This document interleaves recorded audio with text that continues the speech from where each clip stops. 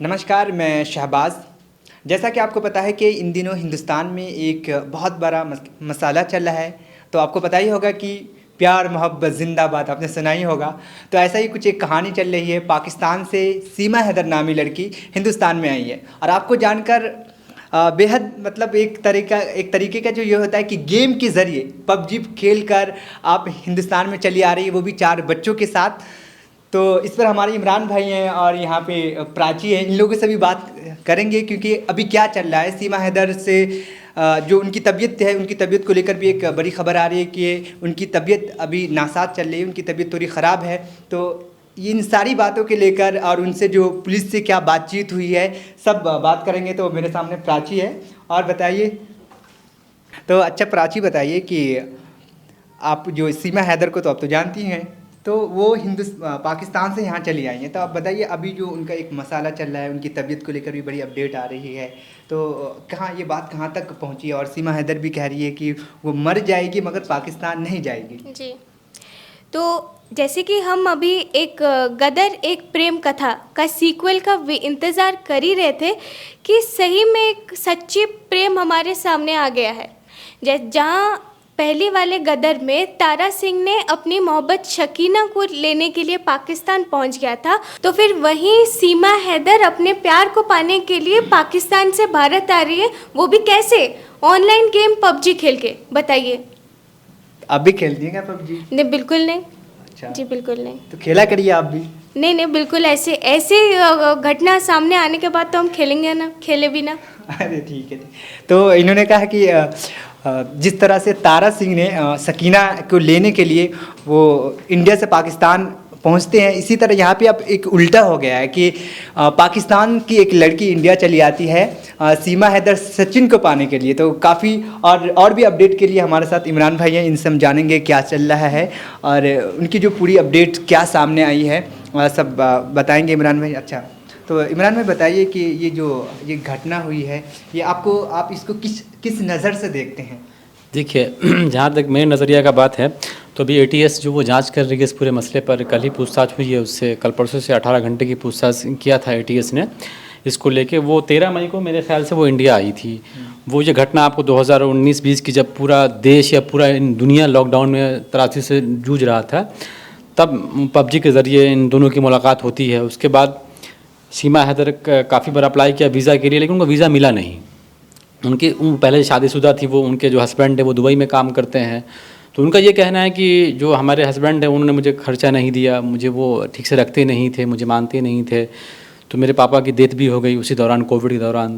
तो इस दरमियान इनके वो टच में वो सचिन मीना है जो इंडिया के नोएडा के रहने वाले थे, उनसे मोहब्बत हुई इनकी। तो इन्होंने बार बार कोशिश भी करी कि इंडिया में वीज़ा लगाऊँ, लेकिन यहाँ इनका वीज़ा रिजेक्ट हो जा रहा था। तो फिर उसने एक तरकीब लगाई कि चलो अब शारजा के रास्ते होते नेपाल होते हुए इंडिया जाया जाए। तो वही तरकीब में ये कामयाब भी हुई और ये पहले वो पाकिस्तान से शारजा गई, वहाँ से फिर नेपाल से फिर इंडिया आई। तो उसके बाद पुलिस को ये चीज़ खबर हुई, पुलिस ने इनको अरेस्ट भी किया। पूछताछ के बाद कुछ उसमें ये बातें दे के कुछ लिखित में लेके इनको छोड़ दिया गया कि आप जाइए, आप रहिए ठीक से, फिर आपको रहना वहीं पे। उसके बाद फिर इनको 3-4 दिन पहले एटीएस ने इनको उठाया था और एटीएस ने लगभग 18 घंटे की पूछताछ करी। एटीएस ने जो सवाल किया उसमें ये पूछा कि भाई आप कहाँ से आई हैं, आपका क्या मकसद है, क्योंकि इसको 2 एंगल से देखा जा रहा था। एक एंगल इसमें ये था कि लव वाला एंगल था कि चलो ये मोहब्बत है, ये ऐसा हो भी सकता है, पबजी वाला एंगल था। दूसरा एंगल इसमें ये था कि लोग ये भी कह रहे थे, बहुत से लोग आशंका जता रहे थे कहीं ये जासूस ना हो, इसका कनेक्शन कहीं आईएसआई से ना हो। तो ये भी एक एंगल था उसमें। एटीएस इस पर जांच कर रही है और मुख्यमंत्री योगी आदित्यनाथ समय जिसको देख रहे हैं, पूरे केस को हैंडल कर रहे हैं। अब देखिए क्या होता है, आने वाला वक्त बताएगा। जैसे आज की एक जो बड़ी खबर है सीमा हैदर को लेकर, वो ये है कि उसने प्रेसिडेंट राष्ट्रपति के पास दया याचिका उन्होंने दायर की है कि मुझे यहाँ की नागरिकता मिलनी चाहिए और मैं यहीं रहूँगी, मैं यहीं रहना चाहती हूँ, मैं पाकिस्तान नहीं जाना चाहती हूँ।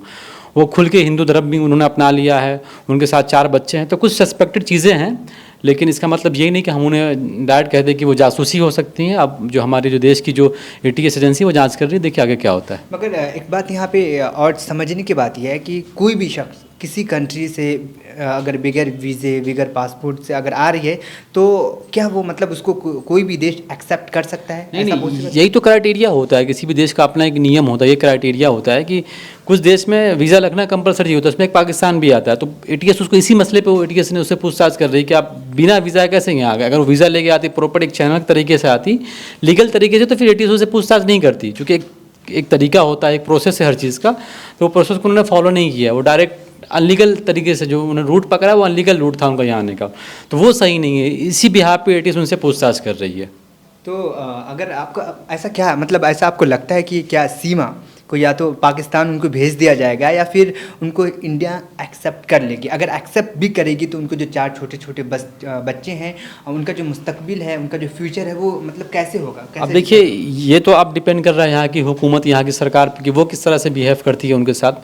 जहाँ तक वो जो वकील हैं AK सिंह साहब, वो ये कह रहे हैं कि मैं उन्हें नहीं जाने दूंगा। जो उनका केस लड़ रहे हैं, AK सिंह बड़े वकील थे, उन्होंने 2-3 केस पहले भी लड़ा है, तो वो लड़ रहे हैं उनका केस, वो कह रहे हैं कि मैं उन्हें नहीं जाने दूंगा। लेकिन सरकार अपने हर नज़रिए से उसकी तहकीक करेगी ना, हर नज़रिए से उसको देखेगी कि हाँ क्या है इसमें, कौन सा एंगल है इसमें, लव एंगल है कि जासूसी वाला एंगल है कि घुसपैठी वाला एंगल है। क्योंकि आजकल तो वो चीज़ें अगर वो सही रास्ते से आती तो फिर थोड़ा समझ में आता कि चलो वो रियल चीज़ है। एटीएस ये भी मान रही है, ये भी एटीएस मान रही है कि हाँ ये PUBG वाला भी एंगल हो सकता है कि मोहब्बत हुई कि वो यहाँ आ गई है, और एटीएस ये भी मान रही है कि नहीं ये इसमें कुछ और दूसरा एंगल जासूसी वाला भी हो सकता है। तो ये डिपेंड करता है हमारे देश की एजेंसी पे कि वो किस टाइप से इसको देख रही है, और आगे जांच चल रही है, देखिए क्या होगा, हम लोग के सामने वो चीज़ें होंगी। क्योंकि बहुत लोगों का ऐसा भी मानना है कि अगर ये तो हुआ, अगर इसको एक्सेप्ट कर लिया जा रहा है तो आगे भी ऐसी घटनाएं हो सकती है। हाँ। तो क्या सरकार इसके ऊपर कौन सा कदम उठाएगी? देखिए, जो ये पॉलिसी होती है, फॉरेन पॉलिसी भी किसी भी देश के लिए बहुत स्ट्रॉन्ग होती है, और इस टाइप से अगर कोई औरत या किसी भी देश की अगर औरत हमारे मुल्क में आ जा रही है तो ये हमारे देश के लिए कहीं ना कहीं एक सवालिया निशान है सरकार के ऊपर भी कि हाँ कोई भी हमारे देश में चला जा रहा है और हम उसे एक्सेप्ट कर रहे हैं, चाहे वो पाकिस्तान या किसी मुल्क की क्यों ना हो। तो इस चीज़ से सरकार ज़रूर ख्याल रखती है, और हमारी एजेंसी बहुत टाइट है, जो हमारी IB है वो हर चीज़ से अवेयर रहती है, उसको हर चीज़ें पता होती हैं। तो ये प्रधानमंत्री के भी अधीन है, वो मुख्यमंत्री के भी अधीन है। अब देखिए आगे क्या होता है, एटीएस पे डिपेंड करता है। सीमा वाले जो ये मसला है, इस पर लेकर 2 ग्रुप बना हुआ है। एक ग्रुप जो कह रही है कि इसकी अच्छी तरीके से जांच होनी चाहिए, और एक वो ग्रुप है जो उनको एक्सेप्ट कर रही है, उनके ऊपर फूल माला की बरसात कर रही है। और जैसा कि उनके जो ससुर हैं वो बोल रहे हैं कि हम और हमारे जो घर वाले हैं सब उनको एक्सेप्ट करना चाहते हैं। बिल्कुल, अब वो पूरी तरीके से वो खुद को, उनका जो नज़रिया वो कह रही है कि मैं अब हिंदू बन चुकी, मैं Indian, I am not Pakistani. उनका ये कहना है कि मैं अब इंडियन हो गई हूँ पूरी तरीके से, तौर तरीके से। मुझे यहाँ की संस्कृति पसंद है, मुझे यहाँ की तहजीब पसंद है, मैं अपने बच्चों का नाम यहीं एडमिशन कराना चाहती हूँ, बच्चों को पढ़ाना चाहती हूँ, मैं यहीं रहना चाहती हूँ। वो ये भी कह रही है कि मैंने 2 करवा चौथ भी किया है, जो बहुत बड़ा फेस्टिवल होता है हिंदू रिलीजन का। तो वो ये कह रही है कि मैं वो 2 कर चुकी हूँ, तो अब मैं किसी भी एंगल से मुस्लिम नहीं हूँ, मैं हिंदू हूँ। तो एक नज़रिया उसमें ये भी शामिल हो रहा है कि लोग कह रहे हैं कि चलो अब कम से कम घर वापसी हो गई, तो वो लोग उस नज़र से भी देख रहे हैं। लेकिन एक पत्रकार होने के नाते मैं ये कहूँगा कि इसमें पुलिस को जाँच करने दें, पुलिस कौन सा एंगल निकालती है। एटीएस हमारा जो बहुत मजबूत है, और एटीएस क्या फाइंड आउट करती है वो एटीएस पर डिपेंड करता है। तो उसको हर एंगल से ना देखा जाए, उसको सिर्फ और सिर्फ इससे देखा जाए कि हाँ हमारी पुलिस, जो हमारी IB, जो हमारी एटीएस है, वो किस तरह से जांच कर रही है, वो किस तरह से फाइंड आउट करती है इस पूरे केस को। अच्छा, मेरा लास्ट का सबसे अहम सवाल, जो लोग PUBG खेल रहे हैं उनके बारे में आपका क्या राय है? देखिए, ऑलरेडी PUBG हमारी सरकार ने बैन कर दिया था, अभी फिर रिसेंटली PUBG को परमिशन मिला है, चालू किया गया है। तो PUBG चाइनीज़ कोई गेम है, तो मेरे हिसाब से मैं तो नहीं खेलता हूँ। ये मेरा सबसे आखिरी और सबसे अहम सवाल, PUBG खेलने वालों के लिए अब क्या कहेंगे? देखिए, मैं तो PUBG नहीं खेलता हूँ, मैं इंटरेस्टेड नहीं हूँ इसको ऑनलाइन गेम में, कि फ्रॉड के ज़्यादा चांस होते हैं। इसी वजह से जो हमारी सरकार थी उन्होंने बैन कर दिया था 2019 के आसपास, जब हमारे रिश्ते ख़राब हुए थे चाइना से, तो इन्होंने बैन किया था PUBG को। लेकिन फिर परमिशन मिल गई है, तो मेरे हिसाब से बच्चों को बचना चाहिए PUBG गेम से। बहुत लॉसेस होते हैं उसमें, टाइम का लॉस होता है, माइंड का, इसमें लोग बहुत सारे लोग सुसाइड भी कर लेते हैं। बहुत मेरे हिसाब से वो this is a very bad game. But मैं आगे कुछ नहीं बता सकता कि हर लोग की अपनी एक चॉइस होती है। तो जो PUBG खेलते हैं PUBG खेलें, जो लूडो खेलते हैं लूडो खेलें। मैं ऐसे सही नहीं मानता हूँ कि PUBG से लोगों को बचना चाहिए। उन लोगों को जो खास करके यंग जनरेशन के जो हमारी पीढ़ी है, उनको बचना चाहिए PUBG से। तो ये हमारे सहयोगी थे, इन्होंने जो बात कही, तो इन्होंने जो अपनी बात में इन्होंने जो 1-2 बात कही वो काफ़ी अहम है। इन्होंने कहा कि किसी भी कंट्री के जो लोग दूसरे कंट्री में जाते हैं उनकी एक पॉलिसी होती है, अगर आप उनको अगर उसके ख़िलाफ़ वर्जी करते हैं तो आपके ऊपर सख्त कार्रवाई हो सकती है। तो आप पाकिस्तान से आए हैं और हमारा जो पाकिस्तान से जो रिश्ता है वो शुरू से ही अच्छे नहीं है। तो इस वजह से सीमा हैदर पे कड़ी नज़र रखनी चाहिए और उनके ऊपर बहुत सारे लोग जो है जासूसी का भी इल्ज़ाम लगा रहे हैं। तो जिसकी वजह से एटीएस ने उनको गिरफ्तार किया था और 18 घंटे की कड़ी पूछताछ की थी। और अभी एक बात सामने आई है कि उनकी जो तबीयत को लेकर भी एक अपडेट आ रही है कि उनकी तबीयत अभी कुछ अच्छी नहीं चल रही है, वो बात करने के भी मूड में नहीं है। तो और एक चीज़ जो सबसे अहम है, अगर आप पबजी खेल रहे हैं तो होशियार हो जाएं, क्योंकि पबजी खेलने के बाद क्या जो उसके जो पबजी खेलने के बाद ये क्या क्या देखने को मिल रहा है, तो आप तो देख रहे हैं, आपके नज़र के सामने है। अगर आपके घर में भी कोई पबजी खेल रहा है तो उस पर भी कड़ी नज़र रखें। कैमरामैन विनय के साथ मैं शहबाज, हिट टीवी इंडिया।